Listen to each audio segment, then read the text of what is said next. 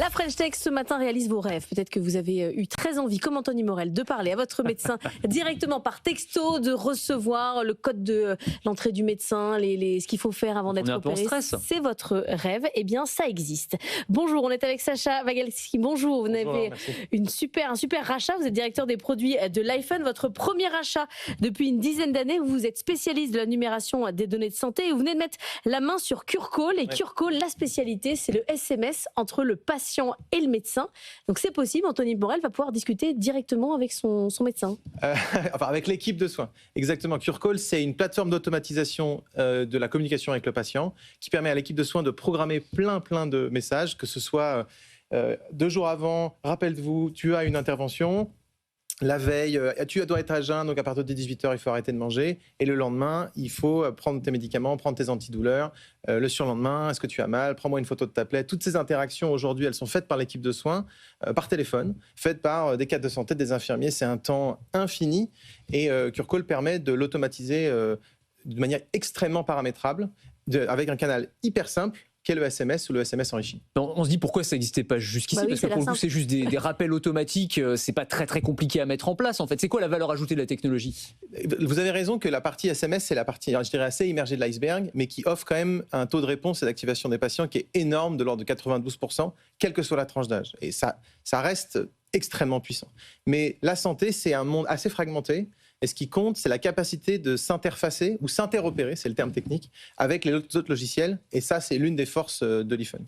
Une population de plus en plus âgée qui est amenée à avoir de l'opératoire, etc. Le SMS, c'est un canal qui fonctionne pour tout le monde. Extrêmement bien pour plein de raisons, mais le premier c'est qu'il est déjà entre guillemets paramétré. Il y a un SMS qui arrive sur le téléphone du patient. Si le patient il voit pas bien, il a déjà son SMS qui est paramétré pour que les caractères soient gros. S'il a son application de SMS, il s'en sert tous les jours pour envoyer des messages, des photos avec ses proches. Et donc c'est amener le patient. C'est amener la santé dans le canapé, là où est le patient, contrairement à lui dire de se créer un compte, de se rappeler d'un mot de passe dont il ne va pas se rappeler et où on va lui envoyer des messages qui n'arriveront pas. Mais est-ce que, alors pour le coup, le SMS, c'est un canal suffisamment sécurisé? Parce que vous parliez d'envoyer des données, par exemple, prends en photo telle une plaie pour l'envoyer, donc c'est de la donnée médicale, de la donnée de santé.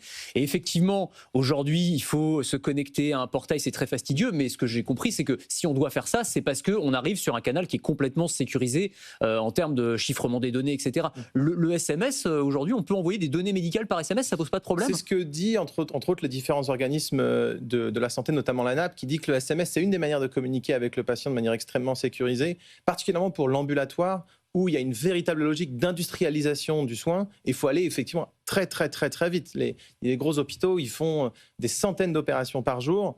Et s'il y a 1, 2, 3 patients qui ne se connectent pas sur leur espace et qui ne viennent pas à l'opération, pour l'équipe de soins, c'est catastrophique. Vous, votre client, c'est l'hôpital, c'est pas le médecin tout seul dans son coin, c'est vraiment la grosse structure. C'est l'hôpital ou la clinique privée.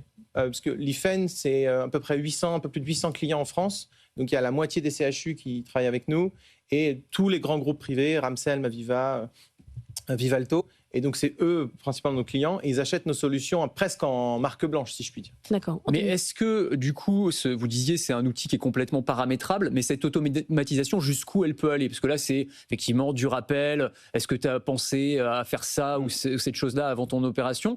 Mais est-ce que ça va aller jusqu'à faire du diagnostic? La plaie, j'envoie la photo, ça va analyser la plaie. Jusqu'où ça va à quel niveau d'automatisation on peut aller, en fait? Pour l'instant, ce que offre Curcall, c'est surtout la logique de communication. Parce que dans l'ancien monde, si je puis dire, c'est l'infirmier ou l'infirmière qui donne son numéro de téléphone personnel et qui reçoit le SMS avec la plaie et qui ensuite rappelle le patient pour lui dire « Ah, elle a vraiment pas une belle tête, tu devrais vraiment la nettoyer ». Et donc nous, ce qu'on offre, c'est surtout le fait de ramener toute cette donnée au sein de l'hôpital pour que l'équipe de soins puisse prendre une décision. Je vous posais la question parce que je pense à l'un de vos grands concurrents que vous devez connaître aux États-Unis qui s'appelle Hippocratic AI. On a déjà eu l'occasion d'en parler dans Culturia, qui est une entreprise qui propose aujourd'hui d'avoir une discussion en post-opératoire ou préopératoire avec un infirmier ou une infirmière ou un médecin virtuel, son avatar, et on va pouvoir lui poser des questions. Ah oui, alors là, je prends tel médicament, est-ce qu'il y a une contre-indication avec l'opération?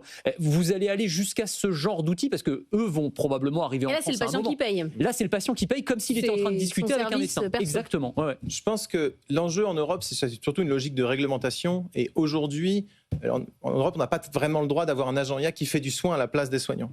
En revanche, ce que nous, on fait, c'est que comme on est vraiment les experts de la donnée médicale dans le monde du soin, on a plutôt basculé dans le monde de la recherche. Et par exemple, on a publié un papier en toute fin d'année dernière dans une des top 3 revues d'oncologie que notre IA, elle va 3 fois plus vite et elle fait 4 fois moins d'erreurs que les humains pour pouvoir structurer des cohortes de patients pour faire de la recherche. Donc c'est plus l'angle qu'on choisit qui nous permet d'être en compliance avec la réglementation européenne.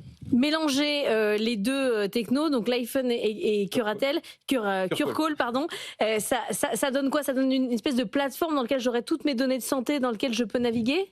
Je crois que l'enjeu aujourd'hui dans la santé, c'est surtout de passer à l'échelle, parce que des boîtes qui ont des bonnes idées, qui font des bonnes innovations, il y en a beaucoup.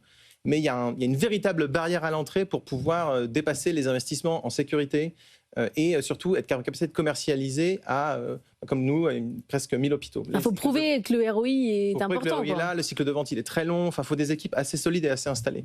Donc je dirais le vrai pont entre nos deux sociétés, c'est déjà nous, on a beaucoup de clients existants, on a beaucoup d'interop en place qui permet d'accélérer la commercialisation.